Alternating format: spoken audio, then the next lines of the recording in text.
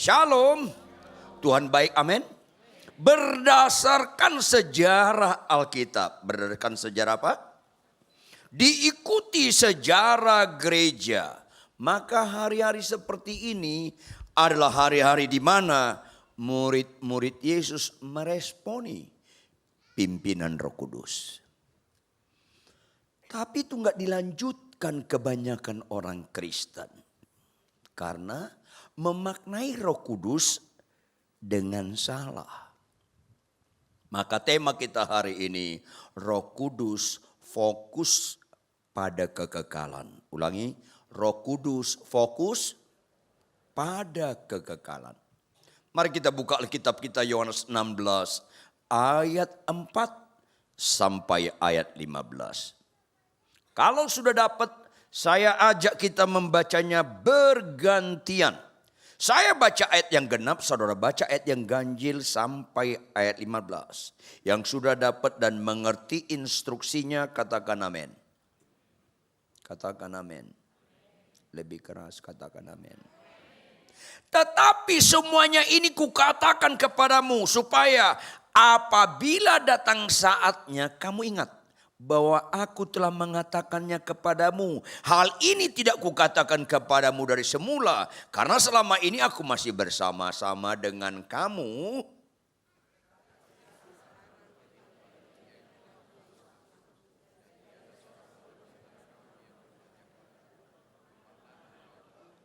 Tetapi karena aku mengatakan hal itu kepadamu, sebab itu hatimu berduka cita.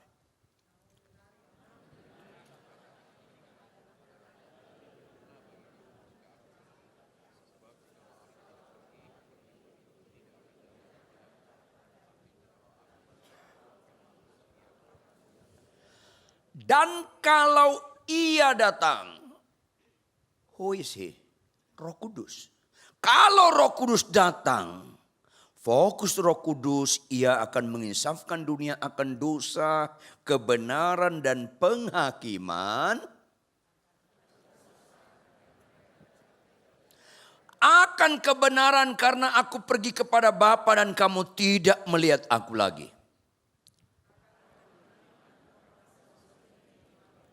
Masih banyak hal yang harus kukatakan kepadamu, tetapi sekarang kamu belum dapat menanggungnya.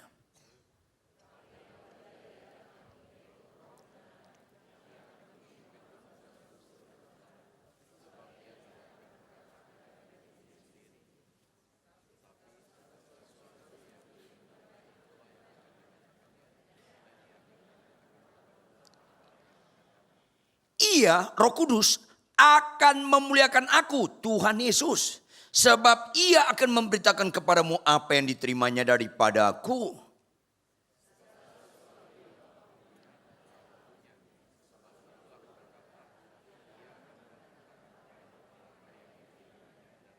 Katakan amin. Segala sesuatu yang Bapa punya adalah aku punya. Perbedaan signifikan. Kepercayaan dalam Yesus dengan di luar itu, catat baik-baik. Kristen agama penebusan. Ulangi, Kristen agama apa? Konsekuensi logis ditebus, kita dibeli oleh Yesus. Konsekuensi dibeli Yesus kita bukan kepunyaan kita lagi. Stoplah Anda dengan selera Anda jadi Tuhan bagi diri Anda. Stoplah. Tapi Yesuslah yang kita percaya, yang kita andalkan. Karena dia Tuhan dan Raja kita. Katakan amin. Tepuk tangan. Yes. Makanya Roh Kudus, ulangi apa? Roh Kudus dua kata. Kudus itu bukan suci. Suci itu bagian kekudusan. Kudus itu artinya khusus. Ulangi, apa arti kudus? Ya, kalau Anda di rumah masing-masing punya sikat gigi khusus untuk masing-masing atau satu join-joinan. Khusus. Kira-kira tamu pinjam sikat gigi Anda untuk sikat gigi, Anda kasih enggak? Kalau Anda kasih satu kalimat, saya katakan buat Anda, turut berduka cita. Maka Maka kita dibeli, Tuhan saya khusus untuk dia. Di mana statement hidup yang berbobot, kita mengatakan kita khusus untuk dia. Ini yang perlu Anda ketahui. Dinilai kekekalan. Ulangi. Lebih keras. Makanya ayat 4 sampai ayat 5 penekanannya apa? Penekanan percayalah kepada Yesus walaupun gak kelihatan. Lihat ayat 5, tampilkan ayat 5 operator. Tetapi sekarang aku pergi kepada dia. Kalau Yesus pergi kepada Bapa, kita lihat Yesus atau tidak? Enggak. Sehingga kita tetap taat kepada Yesus. Walaupun berbuat dosa enggak ketahuan, tetap taat. Karena Yesus ingat enggak kelihatan, ada di sini, ada di rumah, ada juga di jalan raya. Maka bangunlah ibadah yang sejati, menyembah Allah dalam roh dan kebenaran. Ulangi, menyembah Allah dalam apa artinya? Taat tidak terbatas ruang dan waktu. Itu dalam roh dan kebenaran. Dalam roh itu enggak terbatas ruang dan waktu. Kebenaran, hidup dalam kebenaran. Maafkan saya, halo dengar baik-baik. Banyak orang enggak korupsi bukan karena bertobat. Banyak orang korupsi karena belum ada kesempatan. Banyak orang enggak korupsi karena takut ketahuan. Termasuk banyak orang enggak berzina bukan karena bertobat, karena belum ada kesempatan. Tanyalah diri kita masing-masing. Kira-kira kalau ada kesempatan dijamin enggak ketahuan, kita lakukan enggak? Itulah Yusuf. Yusuf kerja di rumah Om Potifar. Rumahnya sangat sepi. Datang Tante Potifar. Menggoda dia. Jawab. Ada enggak kesempatan Yusuf berzina? Yang keras. Ada enggak? Ada yang tahu enggak Yusuf ngapain? Yang keras dong. Ngapain Yusuf? Lari kemana? Ke sana atau ke sini? Ke sana. Maafkan saya, banyak orang Kristen dan sedihnya banyak kami pendeta enggak berzina bukan karena bertobat. Karena belum ada kesempatan. Makanya banyak orang karena enggak ada kesempatan, dia buat kesempatan. Bapak-bapak, Anda lagi menciptakan kesempatan, stoplah. Supaya jangan sempurna kesurupan Anda. Ayo dong. Bukan soal sakit sembuh bicara pimpinan Roh Kudus. Kita dikhususkan untuk nilai kegagalan. Lihat ayat 6. Sama-sama baca ayat 6. Sama-sama baca ayat 6. 1, 2, iya. Karena aku mengatakan hal itu kepadamu, sebab itu berduka cita murid-muridnya. Kalau kau naik ke surga mana kelihatan bagaimana kami percaya. Kan keren kalau ada engkau jalan di atas air. Buat 5 roti 2 ikan pecah-pecah. Makan 5.000 orang sisa bersekanjang. Kan itu kelihatan. Itu gak bersifat kekal. Tuntaslah mental dukun kita ini.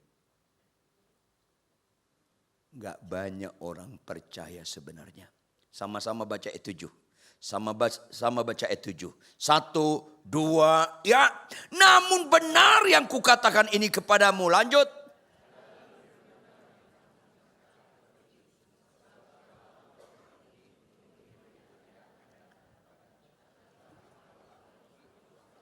Yes. Pakai Tuhan katakan apa? Namun benar yang kukatakan ini kepadamu. Karena kebenaran murid-muridnya bersifat dangkal, termasuk orang yang sedang melihat saya sekarang ini.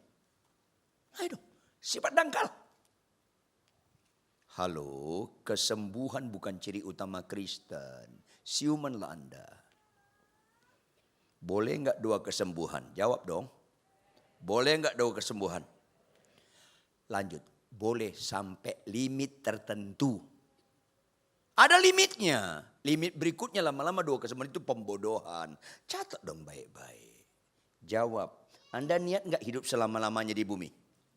Yang keras dong. Anda niat masuk surga enggak? Ya niat mati dong. Ada apa Kristen ini? Jawab. Kalau kita naik pesawat ke Singapura, kemana? Yang keras? Maunya pesawatnya on time atau delay? Kalau delay kesel nggak? Delay 2 kali? Delay 3 kali? Jangan-jangan lu ngamuk. Jawab, mana lebih bagus? Surga atau Singapura? Surga, kalau nggak percaya Anda matilah nanti malam, lihatlah.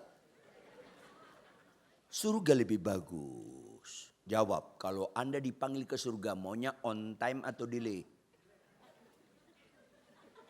Semua orang Kristen menekankan kesembuhan, lama-lama sesatnya orang. Catat, khotbah kayak gini kurang populer. Tapi khotbah kebenaran walaupun gak diundang lagi. Khotbah itu kebenaran. Makanya Alkitab bilang umur kita 70 sampai ada batas. Kalau anak Anda umur 4 tahun, tanya saya, boleh gak doa kesembuhan? Langsung saya teriak, 4 tahun, boleh. Langsung keras saya ngomong.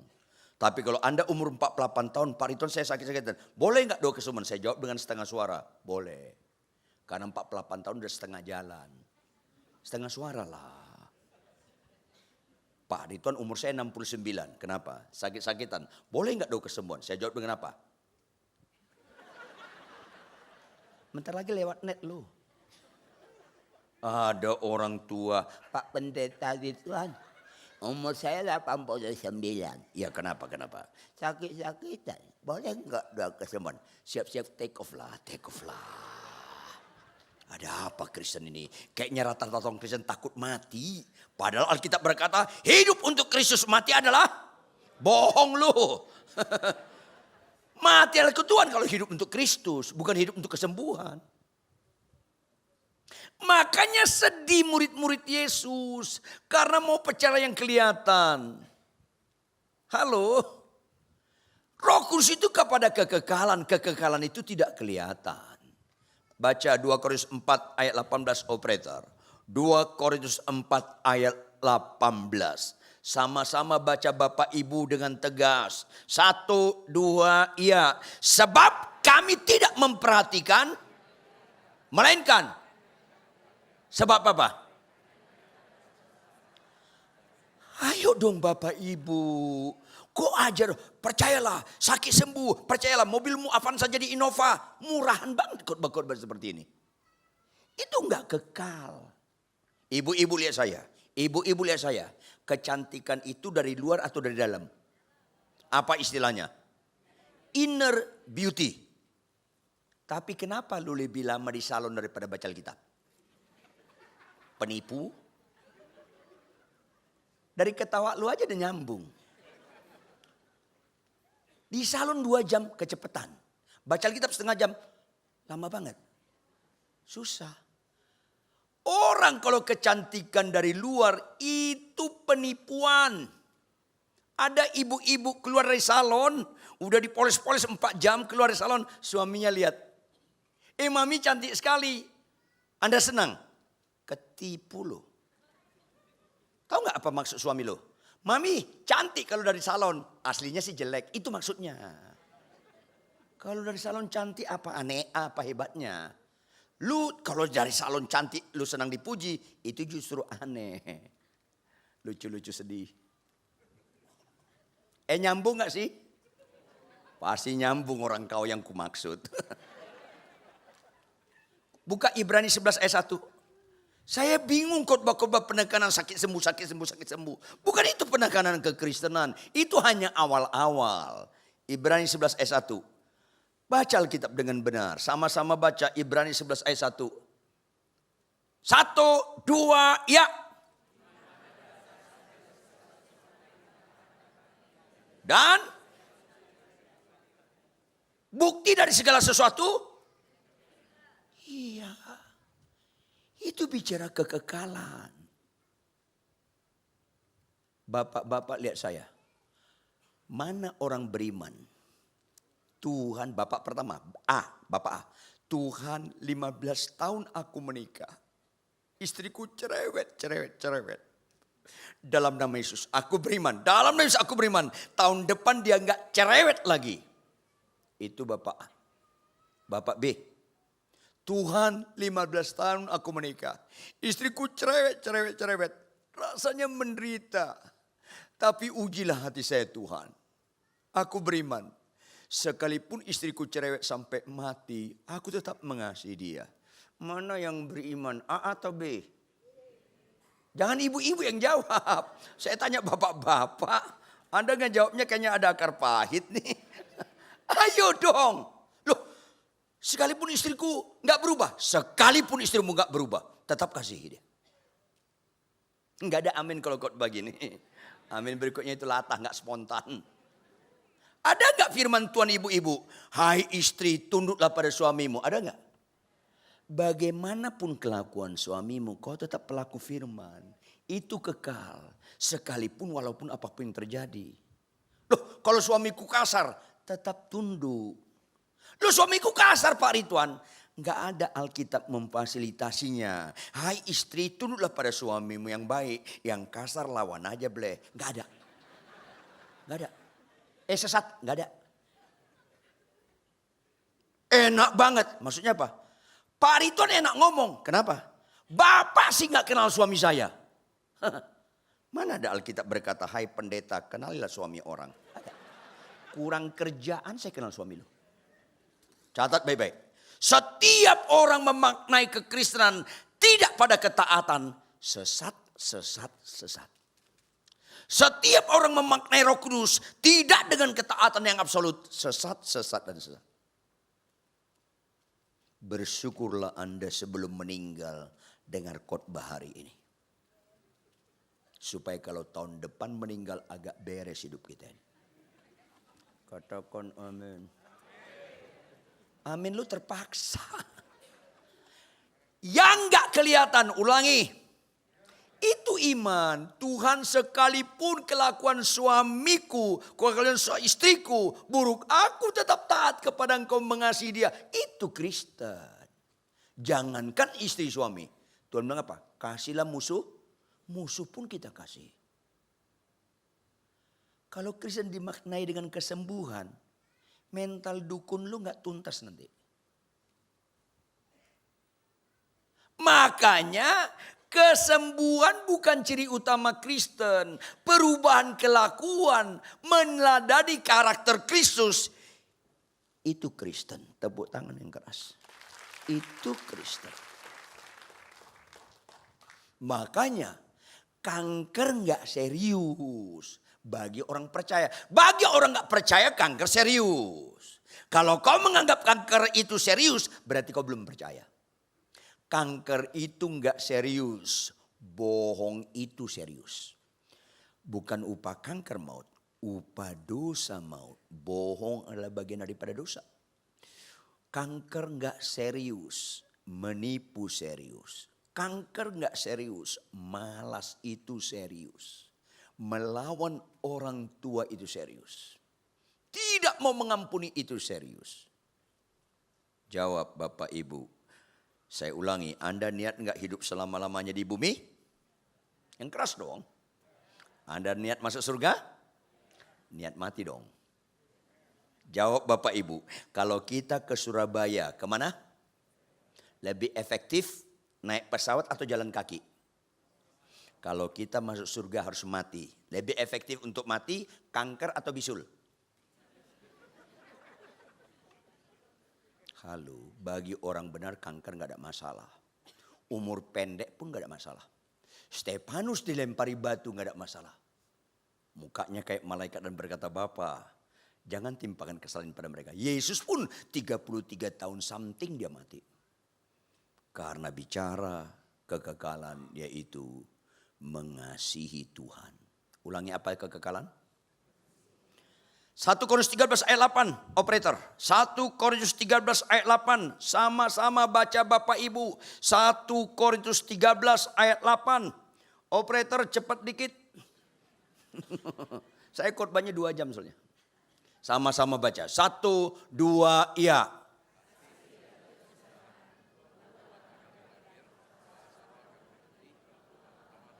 Jawab mana yang kekal? Hanya kasih. Kalau ada orang khotbah banyak mujizat mengkhianati perkawinannya, binasalah Anda.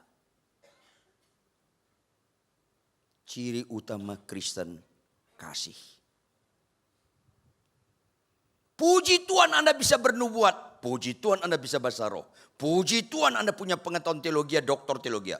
Tetapi itu enggak ukuran rohani. Kalau enggak percaya Anda matilah nanti malam tanya Tuhan Yesus.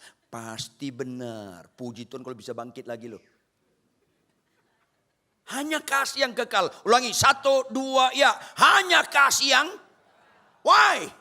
1 Yohanes 4 ayat 8. Sama-sama baca. 1 Yohanes 4 ayat 8. Sama-sama baca. 1, 2, ya.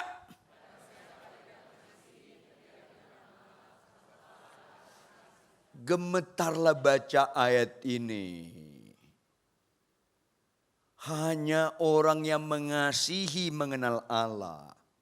Khotbah bagus tanpa mengasihi absolut tidak mengenal Allah. Tapi banyak orang siuman dengan kebenaran ini setelah meninggal baru tahu. Expire. Makanya bersyukurlah Anda sebelum meninggal dengar khotbah hari ini. Aminnya sedikit.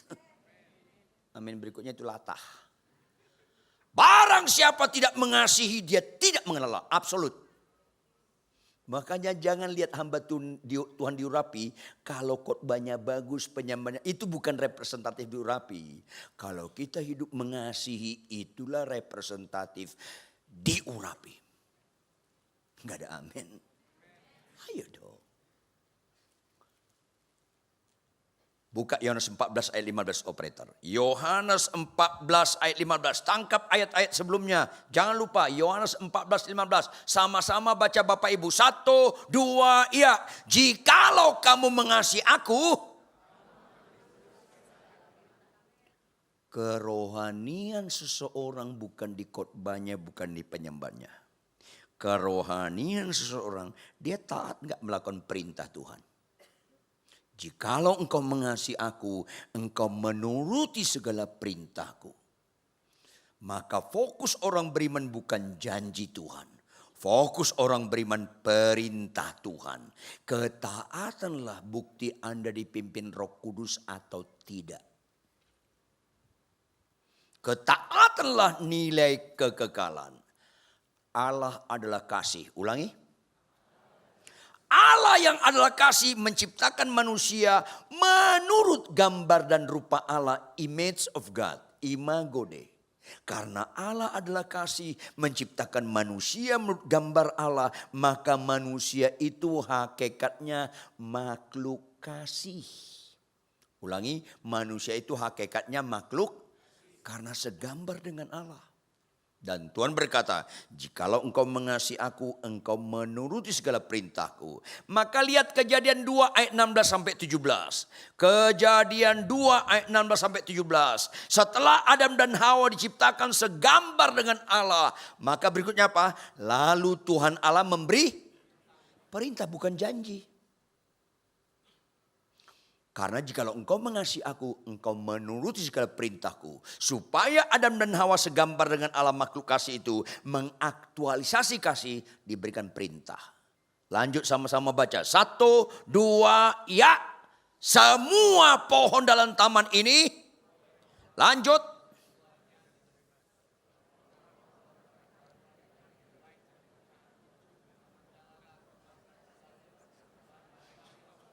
Sebab pada hari engkau memakannya, fokusnya bukan buahnya, fokusnya perintahnya. Anda dan saya kurang kerjaan menyebut nama buahnya buah kuldi, muasim malakama, itu kurang kerjaan. Apakah itu mangga, apel, rambutan atau kesemek, masa bodoh. Karena fokusnya bukan buahnya, fokusnya perintahnya. Artinya apa? Kalau kau makan kau akan mati. Artinya apa? Kalau kau tidak taat kau mati. Kalau kau taat enggak mati. Adam dan Hawa kalau enggak mengambil buah. Kalau dia taat enggak mati. Tapi kalau kau enggak taat mati. Hai dong Bapak Ibu. Maka perintah yang mirip Tuhan suruh kepada Adam masa kini. Bapak lihat saya. Tuhan suruh Adam kasihlah istrimu. Kalau kau enggak taat kau mati. Dengar Bapak, kalau kau enggak taat kau mati. Kau mati. Ada orang Kristen mengkhianati perkawinannya. Kanker nggak serius, mengkhianati perkawinan serius. Sedihnya ada pendeta punya isi simpanan. Mengerikan sekali, nggak kenal Roh Kudus. Padahal khotbahnya tentang Roh Kudus. Kesurupan tingkat tinggi loh pada. Ayo dong. Kalau ada kesurupan di lantai ini menggelepar-gelepar, saya kasih tahu Anda, itu iblis bapak pembohong, nggak pernah dia niat pensiun atau purnawirawan. Kalau ada kesurupan di sini gelepar-gelepar, itu kesurupan roh jahat pangkat kopral. Langsung ketahuan, ini kerasukan nih. Langsung ketahuan, kebohongannya kurang canggih. Tapi kalau ada orang khotbah bagus, dianggap kebanyakan orang rohani. Padahal tanpa setahu Anda, saya punya istri simpanan. Itu kerasukan roh jahat pangkat jenderal. Kalau kita suka berbuat dosa tetap ditatap rohani, itu mengerikan. Saya ulangi, kalau nggak percaya Anda matilah nanti malam tanya Yesus. Jangan pernah menikmati tatapan orang kita hamba Tuhan dipakai Tuhan. Sementara tanpa tahu orang itu kita main-main dalam dosa di belakang. Orang bisa lu bohongi, Tuhan nggak bisa. Jadi jangan lihat rohani saya saat khotbah. Gampang sekali menampilkan rohani saat khotbah. Jawab, akhirnya Adam dan Hawa taat atau tidak taat? Apa akibatnya? Putus hubungan dengan Allah, diusir. Dengar dong baik Bapak Ibu jemaat sekalian. Yang paling serius dalam hidup ini bukan kanker. Yang paling serius dalam hidup ini bukan gak punya anak sampai mati. Yang paling serius dalam hidup ini tidak taat. Itulah yang disebut dosa. Makanya Bapak Ibu fokusnya perintah Tuhan. Ulangi, fokusnya apa? Dengar baik-baik, orang Kristen suka enggak kesembuhan? Jawab dong. Orang Kristen suka enggak kesembuhan?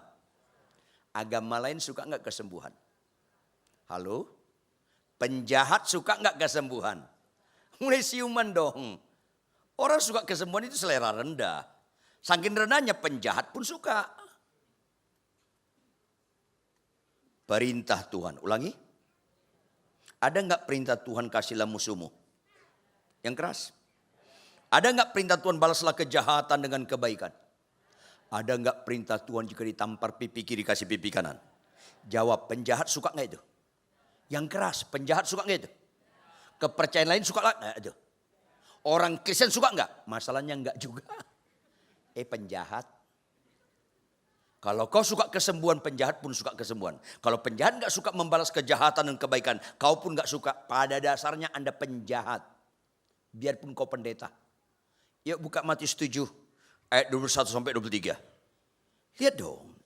Firman Tuhan. Bukan setiap orang yang berseru kepadaku Tuhan, Tuhan akan masuk dalam kerajaan surga. Bukan. Sama-sama. Melainkan. Kalau melakukan kehendak Bapa di surga. Bicara ketaatan enggak? Yes. Kenapa? Banyak sekarang orang khotbah, bernubuat, ngusir setan, banyak mujizat, enggak taat. Ayat 22, sama-sama baca. 1, 2, ya. Pada hari terakhir, banyak orang akan berseru. Lanjut. Bukankah kami mengusir setan demi namamu dan mengadakan banyak mujizat demi namamu juga? Orang-orang ini suka nubuat, mengusir setan, melakukan banyak mujizat. Tapi tidak melakukan kehendak Bapa di surga. Sama-sama baca ayat 23. 1, 2, ya.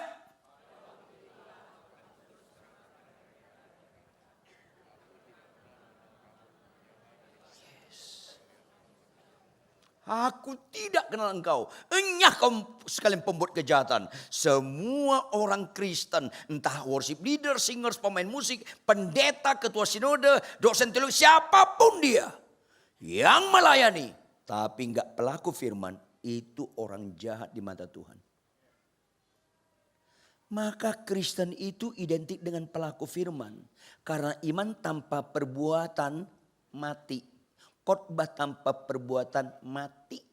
Makanya lihat Yohanes 16 ayat 8. Ini pekerjaan Roh Kudus, orientasinya kepada kekekalan. Yohanes 16 ayat 8, tampilkan operator. Kalau ia datang, yaitu Roh Kudus, ia akan menginsafkan dunia, lanjut, akan Ini yang utama, bukan soal sakit sembuh. Ketaatan adalah bicara kekekalan. Ulangi 1, 2, ya. Ketaatan, kurang kerjaan Roh Kudus menginsafkan hal-hal yang enggak serius. Kenapa Roh Kudus pertama kali menginsafkan manusia akan dosa? Yang paling serius dalam hidup ini dosa. Bukan kanker. Bukan enggak punya anak sampai mati. Bukan enggak punya mobil sampai mati. Dosa yang paling serius. Lihatlah serius tidak serius satu masalah dengan akibatnya, dengan siapa yang turun tangan mengatasi masalah. Mana lebih serius, kanker atau bisul? Kanker, why? Akibatnya. Kanker bisa mati, bisul kagak. Kenapa kanker? Siapa yang turun tangan mengatasi masalah? Kalau kanker minimal 2 dokter spesialis, bisul saya arahkan Anda, gak usah ke dokter. Plototin aja itu bisul, plototin, tantangin dia.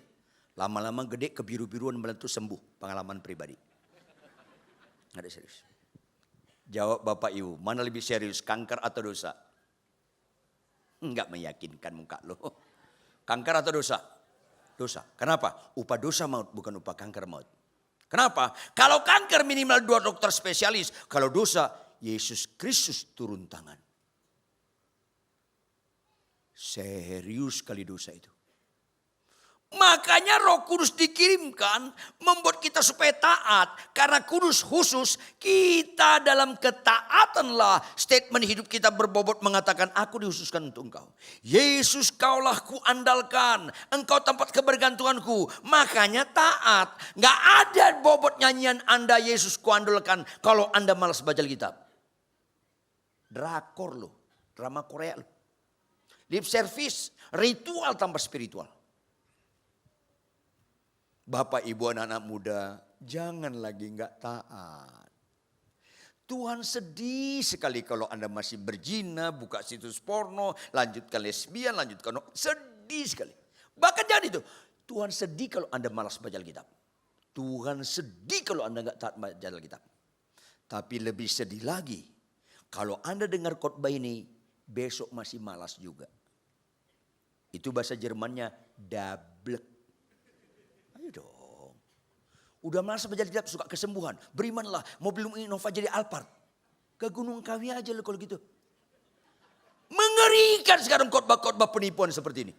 Akhirnya meninggalkan dosa. Di kalangan kami hamba Tuhan pun gak mau lagi meninggalkan dosa. Yang kedua, akan kebenaran. Karena itu yang paling bernilai. Puncak mujizat Kristen bukan mati bangkit. Puncak Kristen, mujizat Kristen, pelaku firman, taat hidup dalam kebenaran. Ulangi, puncak kekristenan apa? Taat dalam kebenaran. Yuk buka Markus 1 ayat 42 operator. Markus 1 ayat 42. Sama-sama baca Bapak Ibu. 1, 2, ya. Jawab Bapak Ibu, mana kata mewakili keterangan waktu? Seketika, jawab Bapak Ibu. Tuhan perlu tahunan atau seketika membuat lumpuh berjalan? Tuhan perlu tahunan atau seketika membuat Lazarus bangkit? Tuhan perlu tahunan atau seketika membuat laut terbelah? Tahu gak arti seketika? Maksud Tuhan apa? Gampang banget ini, seketika. Apalagi? Semua seketika itu mujizat Tuhan terendah. Siumanlah Anda. Saking rendahnya semua mujizat seketika gak ada unsur kekekalannya. Sementara. Jawab Bapak Ibu. Lazarus dibangkitkan Tuhan Yesus enggak? Yang keras dong. Bangkit gak dia? Mati lagi enggak? Sementara. Yang Anda kenal di Pulau Gadung itu Lazarus Simanjuntak. Beda orangnya. Sementara. Kalau Anda kagum seperti ini. Mental dukun lu belum tuntas. Halo, laut dibelah Tuhan enggak? Sekarang statusnya terbelah atau gabung? Semua seketika itu sementara. Ibu-ibu lihat saya, ibu-ibu lihat saya. Ada enggak perintah Tuhan? Hai istri, tunduklah pada suami. Ada enggak? Jawab yang keras ibu-ibu. Jawab, istri tunduk pada suami bisa seketika atau proses tahunan? Seketika atau proses tahunan? Tahunan. Saya bingung, orang lebih kagum mayat bangkit. Saya lebih kagum suami setia dalam perkawinannya, istri tunduk pada suaminya daripada mayat bangkit. Karena ketaatan itu bicara kekekalan. Ayat 11 terakhir. Lihat ayat 11. Yohanes 16 ayat 11. Sama-sama kita baca ayat ini. 1, 2, ya. Akan penghakiman karena apa? Ayo dong siuman dong Bapak Ibu. Hanya Kristus yang sudah mengalahkan iblis dan roh jahat kegelapan yang tidak ada dalam kepercayaan lain. Dalam kepercayaan lain gak ada Allahnya mengalahkan iblis dan roh jahat. Berarti taat sampai mati melakukan kebenaran bukan masalah bisa atau tidak bisa. Kalau masalah bisa atau tidak bisa, gak ada penghakiman. Tetapi masalah mau atau gak mau. Karena masalah mau atau gak mau, ada penghakiman. Siumanlah Anda. Kedatangan Tuhan Yesus yang kedua kali bukan sebagai juru selamat. Kedatangan Tuhan Yesus yang kedua kali bukan dalam konteks Yohanes 3:16. Karena begitu besar kasih, bukan. Kedatangan Tuhan Yesus yang kedua kali sebagai hakim. Suka enggak suka, apapun agamamu, di belahan manapun Anda berada, semua manusia sebelum kita dan sesudah kita akan dihakimi Tuhan Yesus. Suka enggak suka. Tapi bagi orang yang taat, fokus dipimpin Roh Kudus, hidup dalam kebenaran, sekalipun walaupun kita mengasihi istri kita, sekalipun walaupun istri tunduk pada suami, sekalipun walaupun anak-anak menghormati, taat itu bicara kekekalan. Maka masa penghakiman bukan menakutkan kita lagi. Karena jikalau engkau mengasihi aku, engkau menuruti segala perintahku, maka orang taat, masa penghakiman itu tidak menakutkan. Tapi itu berita sukacita. Sehingga ketika kedatangan Tuhan yang kedua kali, dia mampu menyanyikan lagu I love you Lord. Dia mampu menyanyikan I love you Lord. Pulanglah dari tempat ini Bapak Ibu. Jangan lagi maknai kekristenan sakit sembuh. Kecuali Anda niat hidup selama-lamanya di bumi. Tapi maknanya kekristenan dengan pelaku-pelaku firman Tuhan, taat, jangan pernah korbankan ketaatan sekalipun walaupun bagaimanapun situasi keadaan Anda. Yang setuju katakan amin. Yang sungguh-sungguh setuju bangkit berdiri sambil tepuk tangan yang keras, yang keras sambil bangkit berdiri. Yang setuju tepuk tangan yang keras. Ambil keputusan. Roh Kudus mengarah kepada kegagalan.